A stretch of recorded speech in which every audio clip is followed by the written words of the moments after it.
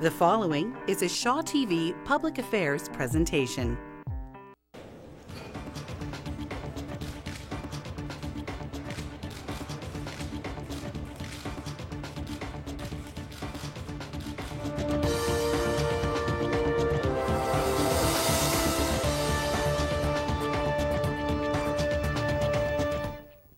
Good evening and welcome to Voice of BC. I'm Vaughn Palmer, and it's a busy time in British Columbia, and a very busy man has agreed to share an hour on this show.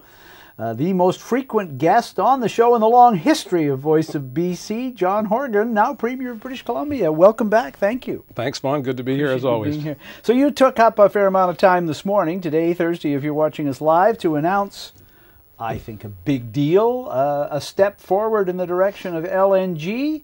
You said that it was both a great opportunity and a great risk. Explain to people what you mean by that. Well, anytime we talk about massive public or private investments, we want to make sure that government's paying attention. And the LNG project in Kitimat, LNG Canada, has proposed to invest some $40 billion in British Columbia over the next number of years to bring on an ability to export our abundant natural resources when it comes to natural gas. So we took a look at their project. We involved the Ministry of Finance, the Ministry of Environment, Ministry of Energy to make sure that we got the numbers right on their investment and what the consequences would be for our climate action goals. And the risk I talked about this morning was that the foundation of my government is ensuring that we're putting in place the foundation of reconciliation with Indigenous peoples in BC, first and foremost. Secondly, we want to make sure that we have realistic and achievable climate action goals. We campaigned on reducing our greenhouse gas emissions by 40% in the next 12 years by 2030. That's an ambitious goal, and it will have an impact on all of our lives, and we need to all work together to achieve that. So that's on the risk side. The benefit side is $40 billion of private sector money, which will, over the long term, result in taxation for those who are working in the industry, taxation on the company who will be making the investments, and royalties from extracting the resource, which will, we project over 40 years, be some $22 billion. Healthcare, education, transportation initiatives, and reducing emissions over the whole economy. That's a real benefit and an opportunity. So we have to weigh as a government, what are the risks, what are the benefits? And today I wanted to outline for the public through the media and our press conference that, we're going to take this on, but ultimately the decision rests with the joint venture partners. If they believe that this is a solid investment for their shareholders, they'll make it. And I wanted to be absolutely clear well in advance. This won't happen for months now. It's not happening tomorrow or the next day. Maybe they'll make a decision in October or November. The investment would happen perhaps in 2019. But I wanted to make sure the public understood that for me, this is a significant opportunity, but I'm not oblivious to the risks, and I think that's what they expect of their government. 90 minutes after you spoke to the news media on this, we had Andrew Weaver, the Green leader, had a press conference in the legislative foyer, flanked by his two fellow Greens. It ran about 30 minutes, and if anyone out there can find the entire thing, you might want to watch it, because it was difficult at times to figure out exactly what Weaver was threatening, promising, saying. But the one thing that came through was he does not believe that this is compatible with the government's climate targets. And he said unless that changes, and he doesn't think it will change, he and the Greens have lost confidence in your government.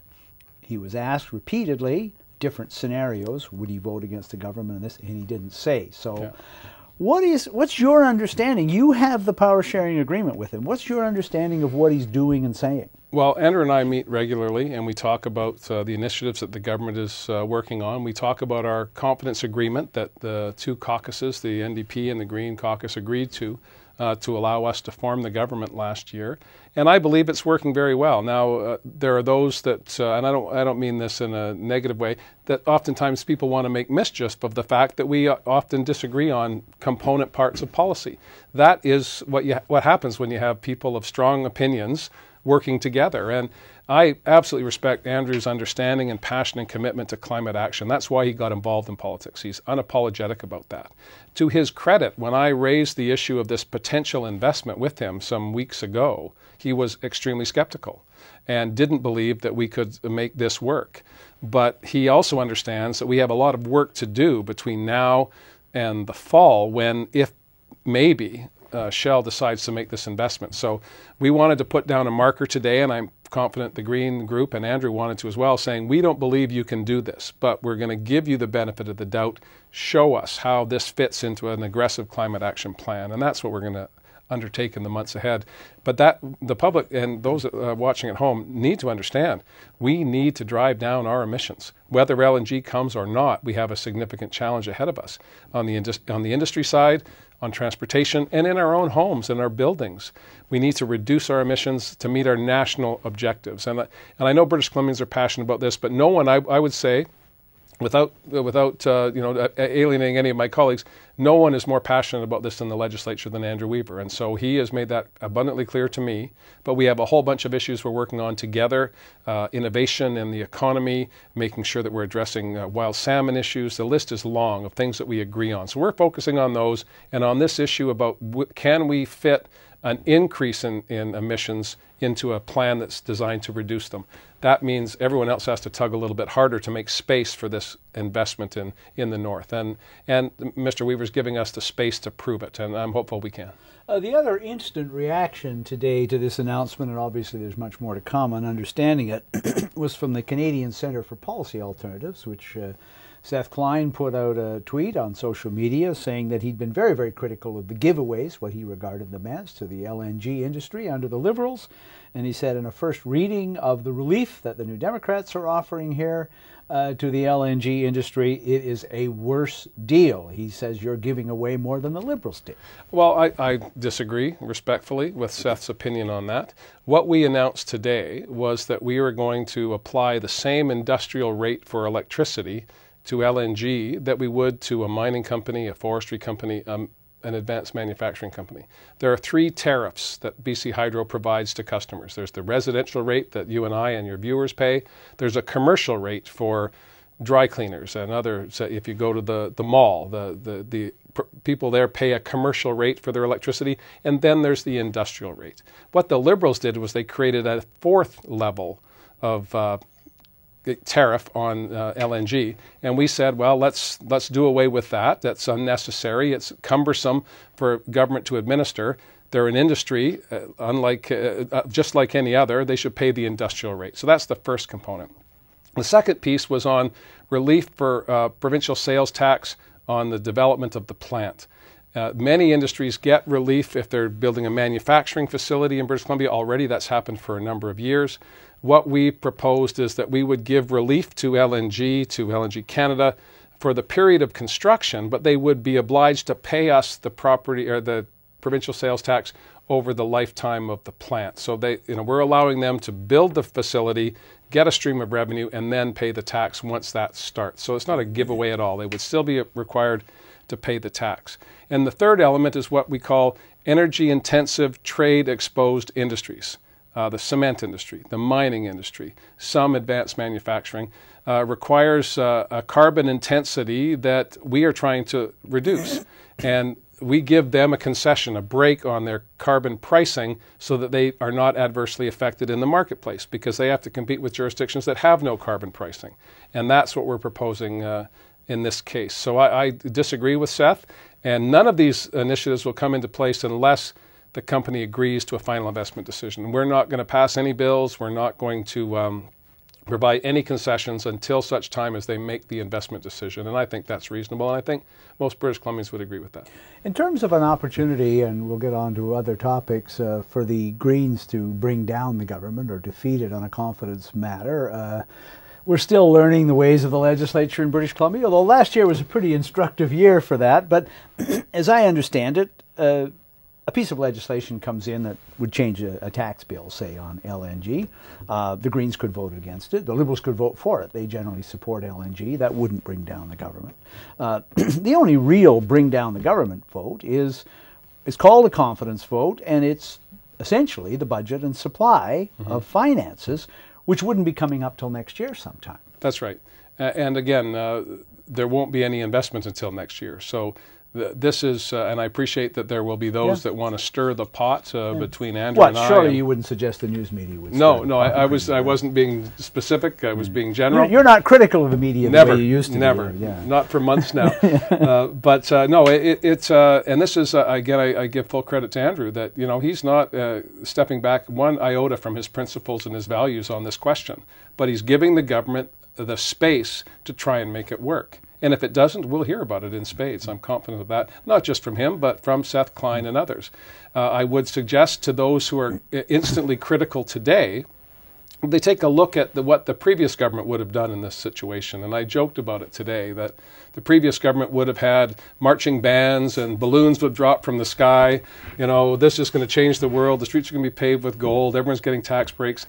We just said, this is the government doing the business of the people. Someone approached us and said, we'd like to invest some money in your community. What is the fiscal framework which we would operate under? And we said, well, there's not just a fiscal framework.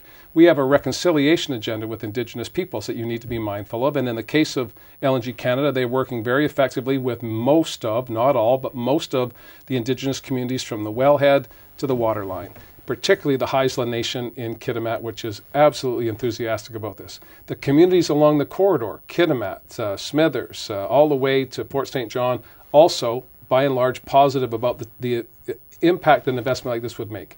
And lastly, we need to make sure we're meeting our climate objectives. So those are the terms of reference, the terms of engagements for investment in this type of a project. And I think it's absolutely reasonable to tell the public the same thing we told the investor. These are the rules. We wish you well. And to Mr. Weaver, he said, okay, I'm skeptical, but we'll see how it goes. And I think that's a reasonable, mature way for all of us to proceed. And people who've seen previous John Horgan appearances on this show, of which there are many, will know that he has generally been supportive of LNG over the years. And I'm here to tell you, because I covered the press conference, he was not wearing a hard hat today. And so far, there are no slogans painted on the side of his campaign bus, so we shall see. We have a lot of questions for you tonight, and we've got some starter questions from those two noted authors, Richard Zussman and Rob Shaw, whose A Matter of Confidence will be the subject of next week's show, their account of what happened last year. So I thought we start off with a few questions from them, and here's one from Richard. Premier, no doubt becoming Premier is a challenge, a little bit different than what life used to be like. What's the thing that you've had the hardest time getting used to? Vaughn, I get that question all the time from my neighbors, from my family, from people just walking down the street. I was on the sea bus yesterday going from Vancouver to the North Shore to have a series of meetings with people, and I'm hanging out on the sea bus, and people were coming up saying, what are you doing here? Aren't you supposed to be in a helicopter or, a submarine when you cross the Burrard Inlet? And so I was worried that I would not be able to engage with people, which is, as an Irishman and as someone who just genuinely likes people, I was worried that there would be a barrier between me and my neighbors. And so far, so good on that front. My wife and I are struggling with our date nights. For example, was the Governor General's visit this week to Victoria. We were able to go to to Government House together. We arrived together and we left together, but the time between those 2 points we were apart. So that's been a challenge for her. Our children are grown and out of the house, and we had plans as a couple of how we would spend this time in our lives, and it's not quite working out that way. So I think the biggest adjustment is, how do we continue to enjoy each other and enjoy this this great opportunity to be the leader of a government at a time when people are excited about the prospects for positive change, and being on the sea bus, walking down the street in any town I'm in. There are some boo birds, but not very many, and I don't know how long that will last, Vaughn. I'm just going to take it while it comes. Been in politics to know long enough, I think, to know that it won't last. It won't last forever. So I'm going to enjoy it while it does. I liked your wife's line, Ellie's line to the local newspaper, that she can't send you out for milk anymore because it takes you 4 hours to get home. Yeah. Well, in fact, someone when we were leaving Government House said, "Don't forget the milk," as I was leaving. So, yeah, no, that's been the biggest challenge. But what a great opportunity, and I'm relishing every minute. Only once in the past 8 months have I rolled over in bed and said I don't want to get up, and that's unusual. to be able to bounce out of bed in the morning saying, what's new? What are we going to do today to make life better for people? What a great opportunity, and I'm enjoying every minute of it. Rob Shaw doing the bad cop to go with Sussman's good cop. Here he is. Premier, your government's spending money already advertising its provincial budget. And I know in opposition, you took a lot of exception to the money that the Liberals spent on advertising, saying it was a waste of money, and that they shouldn't have been using it for their purposes. Can you tell us why your government is spending advertising money the same way? And what happened to the plan to get the Auditor General to vet all government ads to make sure they weren't partisan? Is that still something you're doing? And how will that fit into all the money that you're spending? Well, first, thank you, Rob. First of all, the money that we've been spending since the budget largely is to inform people of the challenges that we uncovered at ICBC. If you look at the ad buy, much of it is about product reform and how we're going to try and square the circle of the lack of resources at ICBC to meet the needs of policyholders. So that was a significant chunk of the investment in advertising around the budget. Other elements were about talking about a 30-point plan on housing and what the impact was going to be on people. Now, we have been consulting Carol James since the tabling of the budget on what will the impacts be on the speculation tax, on the foreign buyers tax, on the demand side, and also how can we make sure that we're bringing on more supply. We need to build more houses. Everyone agrees on that point. And so we want to make sure that people understand that we're open for business. We want to hear from them. And I'm unapologetic about that. But Rob's right. We made commitments to ensure that we weren't doing ads, patting ourselves on the back. And I don't ever want to find myself being the head of a government that's spending money saying, look how good we are, because that's not the intention of this ad campaign. It's to inform people about the challenges that we're facing and then trying to implement the policies to make life better for people.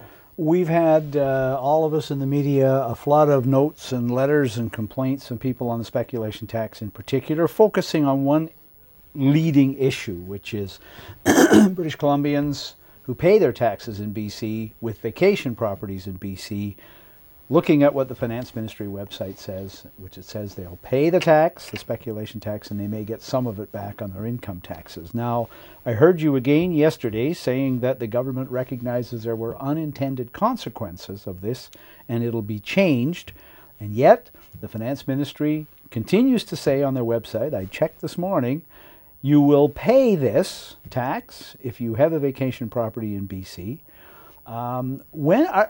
What's unintended about that? How do you square that? Why don't you at least get them to stop saying that? Well, good point. But if we took it down, the question would have been the website's been changed. What are you going to replace it with? Yeah. So Carol will be. She's working very hard on this, and it's been. But you're going to undo this, is what I hear you saying. We're going to do our level best to make sure the objectives of the tax, which were to get speculation out of the marketplace, are realized. There was no intention at any time that I was aware of, and I think Carol would agree, to penalize people who have the good fortune of having a cottage on Main Island or on the beach. Some of them must be in your riding. Some of them, yeah, you absolutely. Probably heard from them. Well, I have, and I've tried to assure them that wasn't the intention. And I think it's important to go back to the intention bond, because in all of your time covering politics in British Columbia, just on the show, much less all of the other work you've done in media and print and other programs, I have never seen an issue sustain the level of public awareness that housing has over the past 24 months. Top of the polls, every time someone's asked what's the number one issue, over 50% of people are saying housing, housing, housing. We talked about offline about our announcement yesterday about knee and hip replacement surgeries to try and get that backlog down to a reasonable level.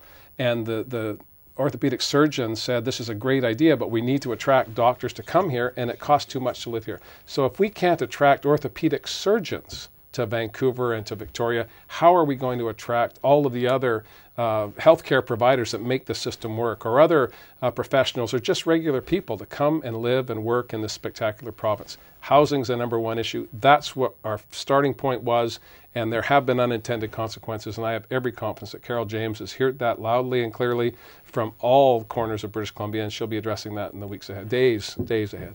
Take a brief break on Voice of BC with Premier John Horgan. Stay with us. We'll be right back.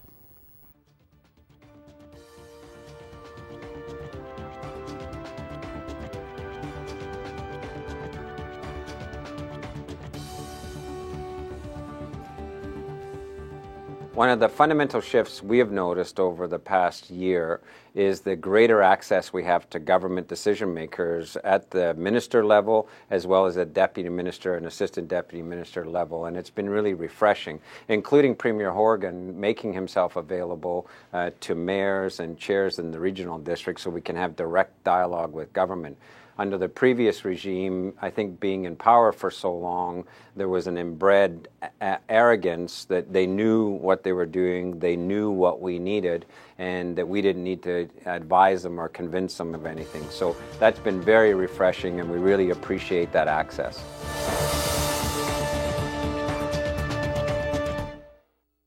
I'm Mike Farnworth, the Solicitor General for British Columbia, sometimes known as the province's top cop.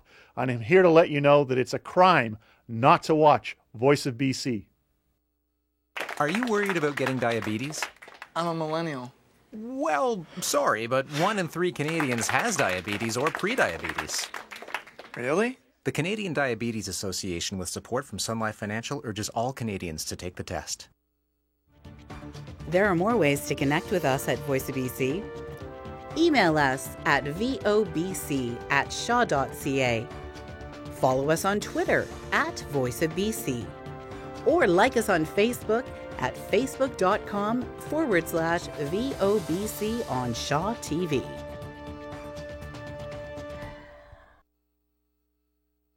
A notable line from the throne speech was that it was up to government to transform people's lives.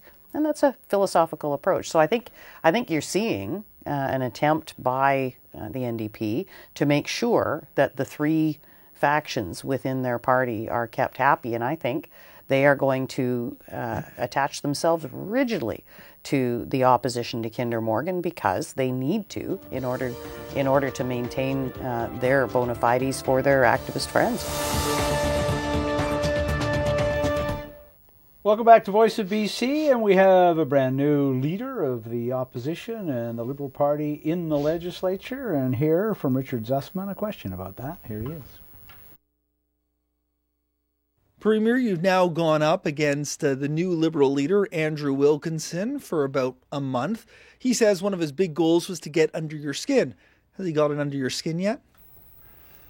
No, he hasn't got under my skin yet. In fact, I'm, again, as an observer of the legislature, I'm in question period almost every day, but I'm not getting questions every day. And when I was in opposition, whether it was under the leadership of Gordon Campbell or Christy Clark, the Premier showed up once a week, maybe twice a week, to take questions. And I'm surprised that they haven't asked me more questions about where we're going, but they've also been testing ministers, and I'm very proud of the work that my colleagues have done to be on top of their files in a short period of time and show leadership on a number of issues that matter to people. So Mr. Wilkinson is a very accomplished individual. He's very intelligent, and he's a little bit older than me. So, I say that because, Bon, you'll remember that I was looking for younger than me. I was looking for a new generation of leadership in BC. As it turns out, now I'm the young guy. So, but no, he's very capable. I don't underestimate him for a second, and he has a role to play. Interesting, the piece with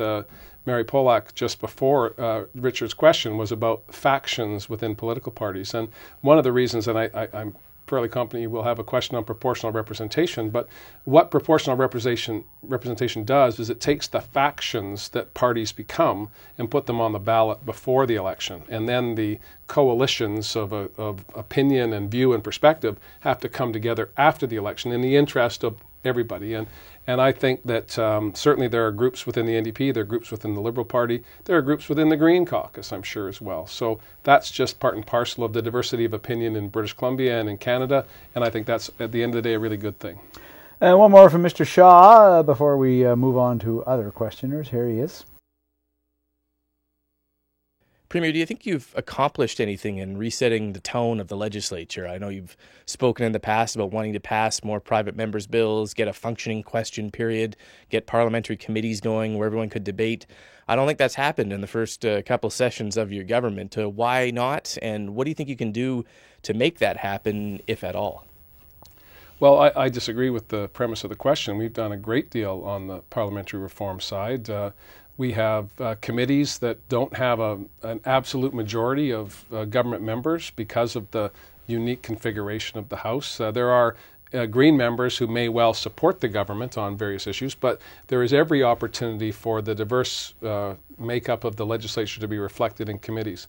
We've established a couple of special committees, the one on ride hailing or the so-called Uber, bringing in ride sharing into British Columbia. Again, that was a suggestion from the opposition. We said, good idea, let's do that.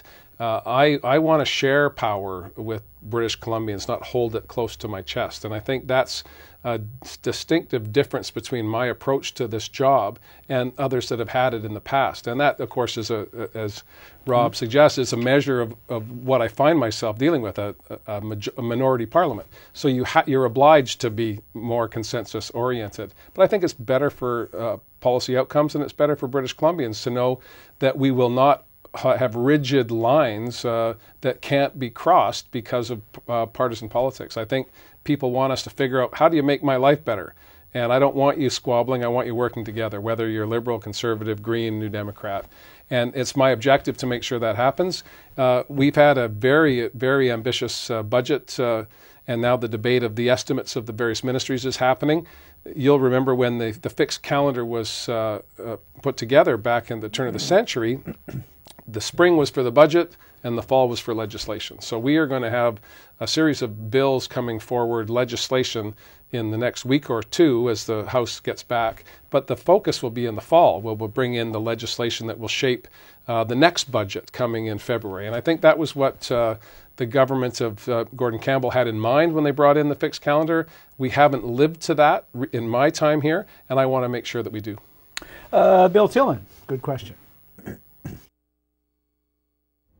Premier Horgan, it seems like you and your government have inherited an awful lot of landmines or Pandora's boxes from the previous BC Liberal administration. ICBC is the so-called dumpster fire. We've seen huge problems in lotteries, we've seen money laundering going on, and we've got an incredible housing crisis. Of all the things you've had to deal with, which one keeps you up at night the most? Wow, Bill's got a good inventory there of the challenges that we inherited when we arrived. The one that, the ICBC one was a surprise, although you wrote a column about us highlighting that when there was a difference in annual reports before the last budget. So we were aware of it, but there was no pickup. We focused on other issues. We went into an election campaign, and after the campaign discovered that, man, we were not only were we right in our line of questioning in opposition, but the problem was far graver than we had anticipated. But Bill touched on the money laundering piece, and that's one that David Eby has been, where our Attorney General has been working on very closely with a consultant that we hired to look into this. And that is a black mark on our province, it's a black mark on our country, and it's had an adverse impact on policy making because of the money that's generated through the Lottery Corporation and others that will be emerging in the days ahead. And that then translates into the housing crisis. So we've had people laundering money here in British Columbia to then move it into the real estate sector. I think Sam Cooper and your paper has been doing a spectacular job of uncovering these stories. And Minister Eby's off to Ottawa to speak to a federal committee on the question either this week or next week. And I think that's the one that caught me most by surprise. What keeps me up at night is worrying about people. And why do we want to eliminate medical services premiums? Because it'll put money in people's pockets. Why do we get rid of tolls? Because it makes life more affordable for them. Those are the things that I care about. The policy issues are interesting, and you know I'm a bit of a geek when it comes to policy stuff. But what really worries me is how are people doing? And people are struggling out there. It is really tough to live in British Columbia. It's unaffordable in many parts of the province, and wages aren't keeping pace with the cost of living. So those are the things that I really concern myself with. I was shocked to discover that money laundering, we'd become so notorious around the globe that it was known as the Vancouver model for money laundering. That's how. That's extraordinary. That our innocent little backwater is always struggling to be world class and manages to get there, and it turns out for money laundering. It really is amazing. Yeah, but David's done a really good job on this. He's been doing a spectacular job as Attorney General. I gave him, as I did in opposition, I've given him a lot of difficult files in government, but he has exceeded my expectations, and he works very hard every day to try and right the wrongs of previous governments, and also to shine light on some of the areas that were less known, like the the challenge of money laundering in our economy. And those are things that we take no glee in that, quite the contrary. But we have to deal with it. And as Bill said, every time we turn over the carpet, there's more dust and more challenges. And that diverts us from our primary goals, which is affordability, making sure that the people have a sense that their government's working for them. That's the objective, but you have to govern. You have to deal with things like LNG. You have to deal with Kinder Morgan. You have to deal with the symbolic issues and also those that were people were unaware of, like, wow, the magnitude of the problems when it comes to affordability of housing. They're significant and they require more than just good wishes. You need to work hard and make sure you're including as many people as possible in the solutions. Andrew McLeod of the Tyee, question about what is probably the most controversial decision you've made so far. Here's Andrew. Pretty much every day in my Facebook feed or on Twitter or in my email, I get something from someone saying they think that the Site C decision is going to be the downfall of this government, that they won't be re-elected because of it. I'm wondering what you're hearing. Do you see a lasting effect from that decision? I hear from people every day who still insist that it's not going to get built, in spite of you awarding contracts. Well, it certainly, Andrew's right. It was an extremely difficult decision for our government to make. It was early in the mandate. It was consistent with my election commitment to have the Utilities Commission review the matter, but not to make the decision. The decision has to fall to government. And we grappled with it, and we did extraordinary things. I was on your show talking about that before the decision was made. We brought in experts and swore them into cabinet for the day so that they could present their evidence, pro and con. And we made a decision, and that's what governments are supposed to do. They don't always make the most popular decision, but they have to make decisions. And we've moved on from that, and I don't want to leave those that are passionate about this with the view that we did not understand and respect the depth of their feeling on this matter. But we have a whole bunch of other things we need to focus on, and we needed to address that issue right at the front. 25% completed, $2 billion spent, another $2 billion potentially to wrap it up. That was too great a barrier to me to achieve all of these other issues that we want to focus on, like childcare, housing affordability, making sure that knee and hip replacements are more readily available to the public, primary care, healthcare facilities in smaller communities. There's a whole bunch of stuff that I wanted to do that we would have been compromised on if we had taken that big a hit in our fiscal plan of a $4 billion write-down on a hydro project. Having said that, the number of letters I've received on this has dropped significantly. And again, not to suggest that the passion around this issue is diminished, but the intensity of the correspondence to me has certainly dropped off. And I don't know if I'm going to get more now because of that, but it was a tough decision. We've made it, and now we're moving on to the next set of issues that we have to deal with. Troy Sebastian, good question. This is a question, what is probably all the time I've been doing this, writing about BC politics, so more than 30 years. This is probably the biggest unresolved issue, and maybe the biggest unresolved issue in all of British Columbia history. Here's a question from Troy. John, it's hard to tell where you stand on Indigenous issues. On one day, you say you're going to implement the UN Declaration on the Rights of Indigenous Peoples, where on the other day, you're approving the Site C dam. To many Indigenous peoples, it looks like you're standing against us. Why should we trust you? Thank you, Troy. The challenge of genuine reconciliation and embracing the UN Declaration on the Rights of Indigenous People is that we have a great deal of foundational work that needs to be done. I directed every member of Cabinet to ensure that they understood and implemented those two key elements: reconciliation, the calls to action from the Truth and Reconciliation Commission, as well as the UN Declaration on the Rights of Indigenous People. Site C was 25% completed. A decision was made by a previous government to proceed with it. The decision we made was to complete the project based on all of the economic information that we had at our disposal. We consulted widely with Indigenous people before the decision, during the decision, and after the decision. The West Moberly Nation has every right to challenge that in the courts, and they're doing so. The notion that single issues should define how we look at the whole host of unresolved issues is challenging. Salmon farming. I went to the Big House, they call it, not the Longhouse, the Big House in Alert Bay, to talk about the adverse impacts on wild salmon as a result of the location of certain farm sites in the Broughton Archipelago. Indigenous people there, passionate about that issue. The province has 10% of the jurisdiction, Vaughn, when it comes to salmon aquaculture. We get 100% of the grief. And it is an obstacle to genuine reconciliation. I agree with Troy in that regard. But if reconciliation is dealing with issues as they emerge, we'll always be dealing with it. We need a framework so that we can proceed together into the future. And that's on the LNG file, for example. A whole host of Indigenous communities want to see that proceed.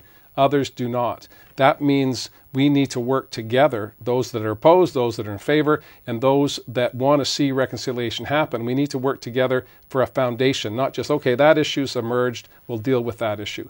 If it's a question of issue management, then we'll never get true reconciliation. So why should you believe me now?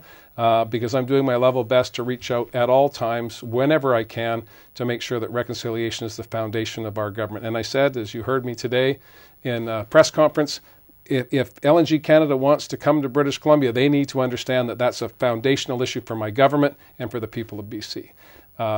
Trust me now, trust me not, that's up to the public. My commitment has been solid, in my opinion, from the day I involved myself in public life back in the 1980s. And my position has not changed on reconciliation, and I will continue to do my best to win the support of Indigenous communities and non-Indigenous communities.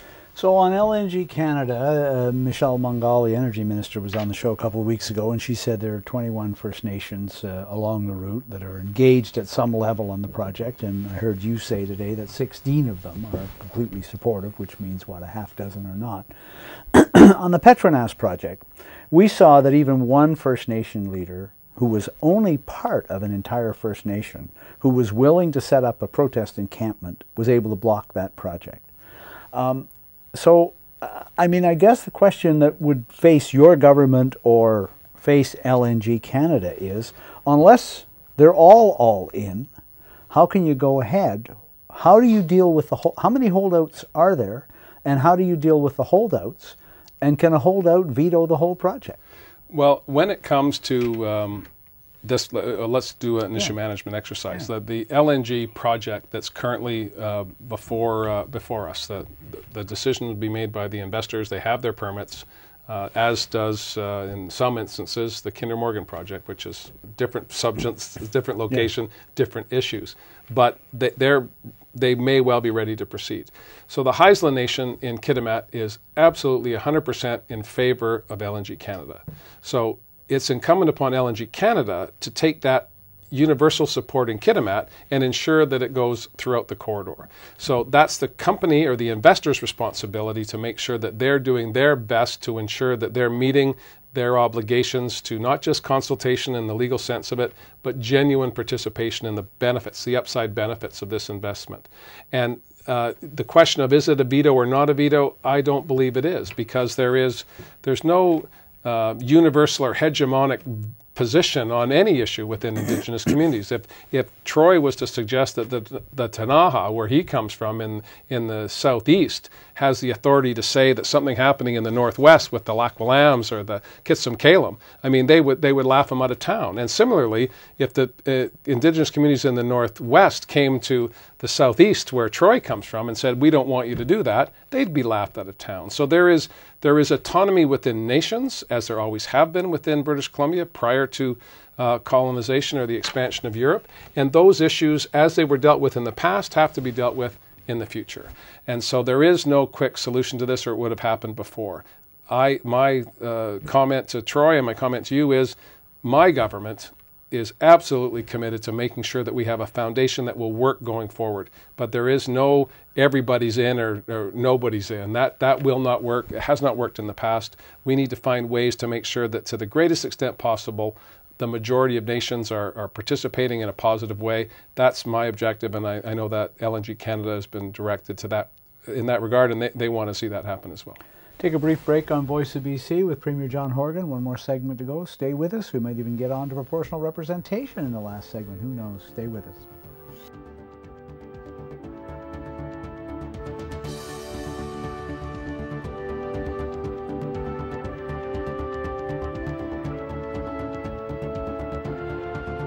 The NDP has a long-standing policy in favor of proportional representation. They put it as part of their campaign platform that they would have a referendum on proportional representation. They signed a supply and confidence agreement with the Green Party promising to have a referendum on proportional representation and promising to campaign vigorously for it. Yet the Attorney General has been asked to implement that referendum and yet to remain neutral and to have a position of neutrality in that referendum. I don't think that fair-minded people think that that is credible.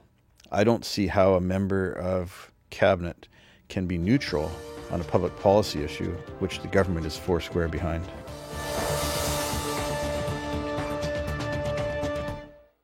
Hi, I'm Stephanie Smith, president of the BCGEU. Quick, run to the fridge, but get right back because you don't want to miss the rest of Voice of BC. You know how it goes. Jack and Sarah in a world of their own. Cindy's always texting. Jeff is up for a good time.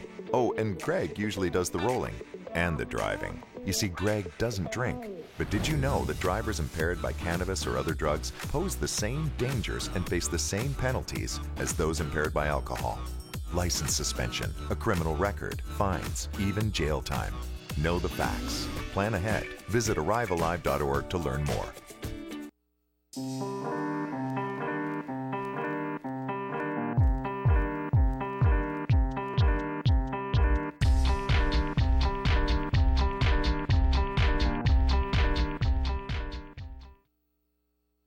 I waited 60 years for there to be two NDP governments side by side in BC and Alberta, one led by John Horgan, another by Rachel Notley. And what happens? They're not talking to each other. They're fighting. I can't believe it.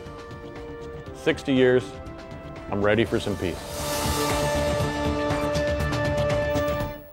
Welcome back to Voice of BC, Premier John Horgan. Premier, I got to ask you about how many questions we could go into on the Kinder Morgan pipeline, but let's try this one. So you had a meeting in Vancouver last week, the Governor of Washington State, Jay Inslee, and he supports you on keeping those nasty tankers out of our mutual waters. And later that day, one of the Liberal MLAs from the Northeast starts tweeting out these pictures, Twitter captures of tankers in our mutual waters headed for one of the 5 refineries in Washington State. So they got 5 refineries. They've had tankers going in and out since 1971, hundreds of them every year. They're trying to buy, they're from the expanded Kinder Morgan pipeline, their refineries want some of that oil. Isn't there a bit of hypocrisy in the Governor of Washington worrying about us adding tankers to the waters when they've been doing it for decades?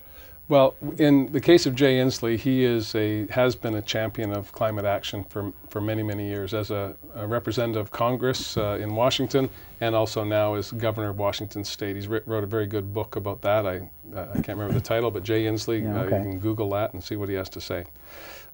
We were together talking about the Pacific Coast Collaborative, which is a collection of governors from California, Oregon, Washington, and the province of British Columbia. And the objective when this was established was to work on climate action and marine safety, ocean health.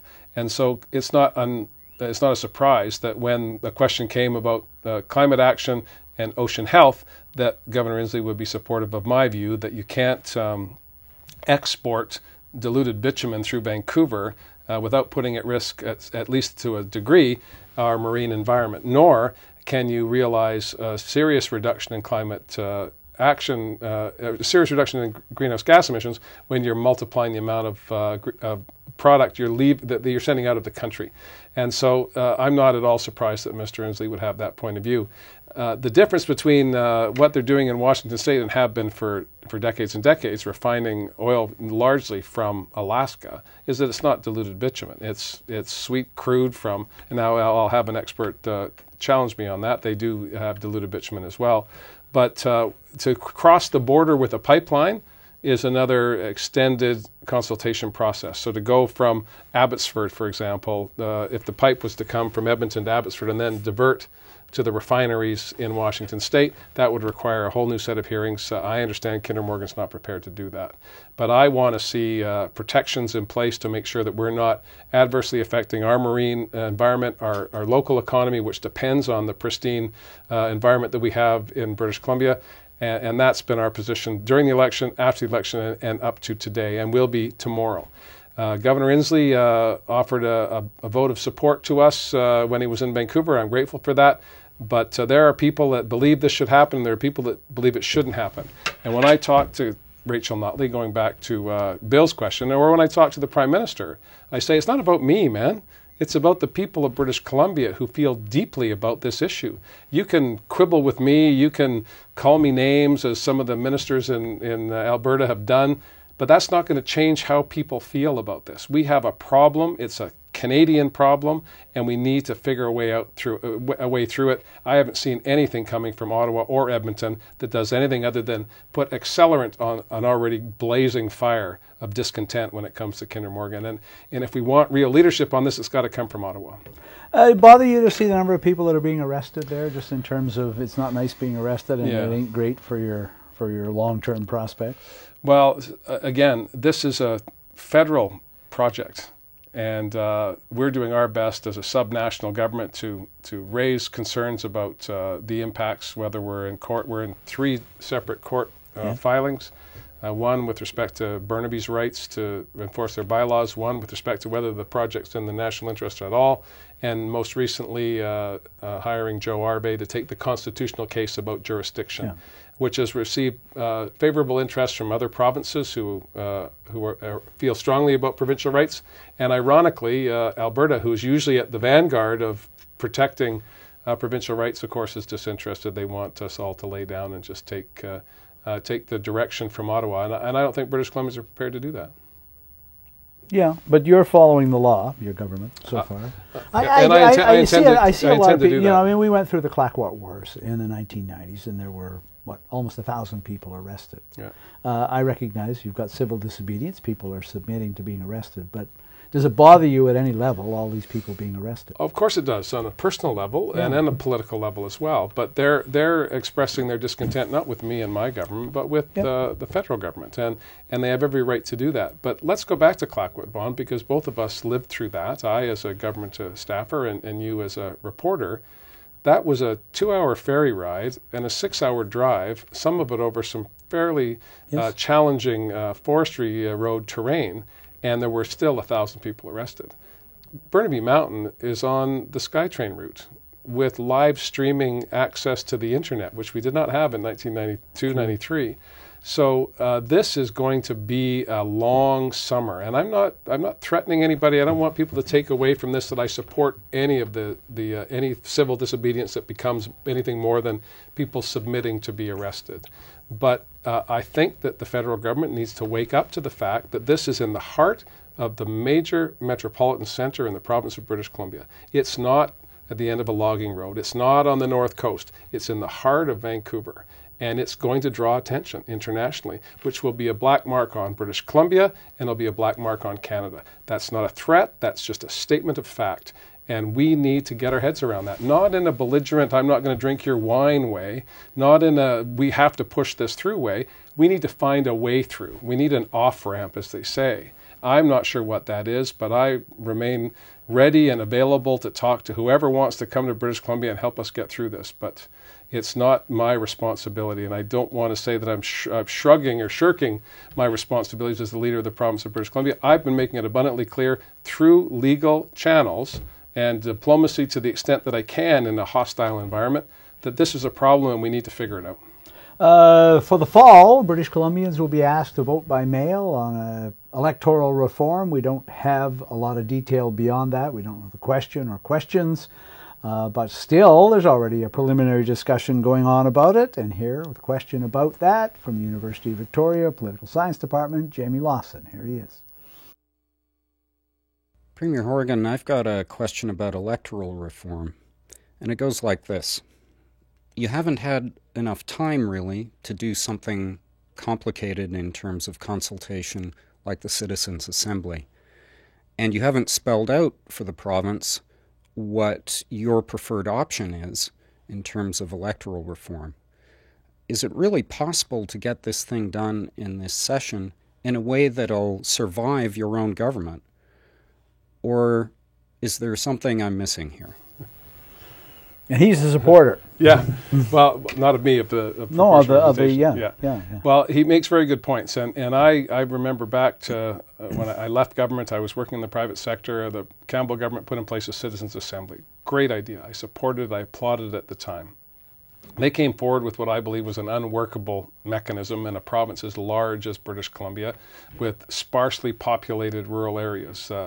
The two constituencies of Peace River North and Peace River South have fewer people than are in a major constituency in downtown Vancouver. So the representation by population does not happen in British Columbia right now. Our first-past-the-post system is distorted because of the vast geographic areas.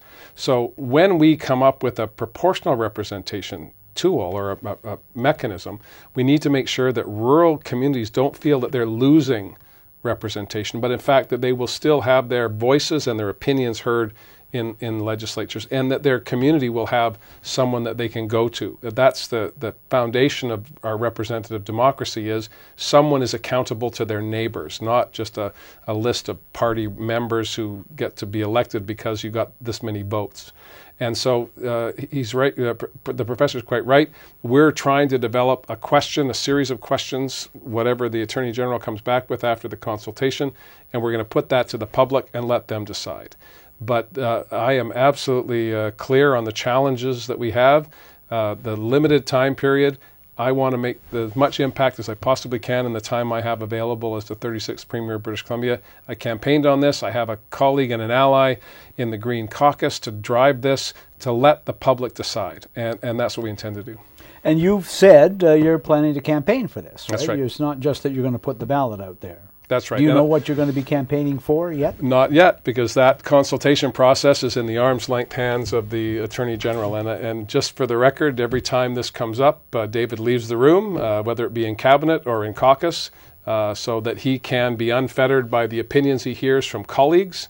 He wants to hear directly from the public, and he will be constructing how we go forward with input from the people, not from political colleagues. But he supports himself proportional representation. Oh, absolutely. We're unapologetic so about that. How can he be neutral on the questions and so forth? Because the neutrality comes not in the opinions of for or against. The neutrality is the question fair? Is it understandable? And are we giving people adequate information so they can make a decision? David has a point of view. We all have points of view. But to the extent possible, he's removing himself from the political discussion around this so that he can focus on making sure that there's a fair process and a fair question that's understandable, and that there's not a disproportionate amount of, I'm going to be campaigning for it, but I'm not going to bring a huge ad campaign, as Rob Shaw would ask me, with government money. We're going to have a yes campaign and a no campaign, as we did in the two previous referenda on this question, and we're going to try and make it as fair as we possibly can, and a question that's as understandable as it can be to the public. But the foundation for me is, I've said this on this program at least 2 or 3 times in the 16 visits. I voted against it in 2005 because I understood first past the post, and I voted in favor of it in 2009 because I'd endured 4 years in opposition with no influence over policy that affects my constituents. And the people that I represent deserve to have their voices heard regardless of how they vote. And that's one of the advantages of proportional representation. Yes, everyone has an opinion on it, and here's someone who certainly does, Bill Tillman. Premier Horgan, before the election, you made it very clear on the referendum on electoral systems that there would be 2 clear choices, first past the post and another choice, which would be presumably a proportional representation system yet to be defined. But the government consultation and Attorney General David Eby have suggested multiple choice, multiple part questions on this referendum. Do you still think that the position you originally took, 2 clear choices, first past the post versus proportional representation, is the right one? And will that be what we see on the ballot? Well, full disclosure, Bill is the head of the No campaign. He certainly is. And he's also a friend, and and I know that he's going to work as And hard as he his can. record, as he will quickly tell you, is 4 referendum campaigns, all wins. Yes. Yes. He's not as successful on election campaigns, but he's very good at these focused, issue-specific campaigns. And I don't want to divulge, I don't know, quite honestly, what the Attorney General will come back with. We've talked about this on this program in interviews and just walking down the halls of the legislature. I want to make it as simple as possible so people understand that there is what we have and there's what we could have. And what we could have is a whole subset of options. And that's, I think, Bill's point, is that is the public going to have a clear understanding of where we're going to go? Or is it just going to be not this one, not first past the post, yes to proportional representation, and then what comes from that? I think that might well be the safest course of action. Here are your 2 options, and then under this one, there's a whole host of sub-options. That makes it more complicated, and again, I'll leave it up to David Eby to figure out how we put this question to the public. But most importantly, we are going to ask people what they think, and it's incumbent upon voters to participate. And some have argued, the Liberals argued, for example, well, this is unfair because the majority will make the decision. Well, that's kind of what democracy is all about. And it's incumbent upon those who are opposed, like Bill and some of the BC Liberal members, to make their constituents aware that they have options here. And they can campaign against all they want. I have no problem with that. But to suggest that people won't have choices is just not true. We're going to give people that option. That's the whole point of asking them what they think. And that's why during the creation of the government, you and I talked about would I forego the option of asking people and just impose. And I was not prepared to do that because the public needs to make choices about how they elect the people that represent them. Pretty fundamental issue. The Green Caucus agrees, and we have a plan to put the question to the public in October or November, sometime in the fall, and we'll live with the result of that. And if it passes, it gets implemented in 2021. That's right. Because it takes a while to change the system. Yeah. And that falls to the, as you know, Chief Electoral Officer, who's in BC, one of the busiest Chief Electoral Officers in the country. Yes, and now with electoral finance reform, also a huge transformation in how we do business. Going back to Rob Shaw's first question, what have you done to make life different in politics? Taking big money out of politics is huge, and it's going to have a significant impact, not just on the next election, but subsequent elections as well. Next year, some 180 contracts for some 300,000 people working in the public sector, and that's everybody. Crown Corporation employees, nurses, doctors, teachers, everybody, expire. The Liberals arranged it that way. Most of them expire March 31st. Some of them in the school system, it's the end of June. Many of those people are coming off 3 or 4 rounds of wage restraint under the BC Liberals, and they've got a new government. They are looking, many of them, for catch-up. No surprise. They've already hinted at some of the things they're looking for. I'm going to ask you, Premier, I keep hearing it's one of the big challenges the government faces next year. What's going to be your approach? Well, we are developing a negotiating mandate through public sector bargaining entities. It's in the hands of Carol James, the Minister of Finance. She has the 3-year fiscal plan, and within that fiscal plan, we had anticipated entering into bargaining in the coming year to see potential increases in wages and benefits in 2019, 2020, and beyond. So we're planning for that. We're preparing for that. But I'm a firm believer in collective bargaining. My allies in the labor movement understand that, but they also understand that we have to bargain within the envelope that we have available. And we are fortunate enough to live in British Columbia at a time when the economy is very robust. This is a result not of government policy directly, it's a result of the ingenuity and hard work of the people of British Columbia. And that hard work has manifested itself in surplus budgets, manifests itself in our capital budget for the next 3 years is $15 billion for roads and bridges and transit and a whole host of schools and hospitals. So we have money in the kitty and the space to build a stronger British Columbia. But once you build those schools and hospitals, you need to have people in them. You need the healthcare professionals, you need teachers, you need care aides, teachers' aides, you need CUPE members to be there to make sure the schools are open and ready to go. And I think the public understands that. We're going to bargain hard, but we're going to bargain fair. And you're not going to bargain in public. And I'm not going to bargain on this show. Yeah, that's right. Premier, thanks very much. I really appreciate you being on the show. Appearance number 16, who knows? Maybe appearance number 17 one of these days. Thank you for watching Voice of BC, bringing the legislature BC politics into your living room. Good night. It was good?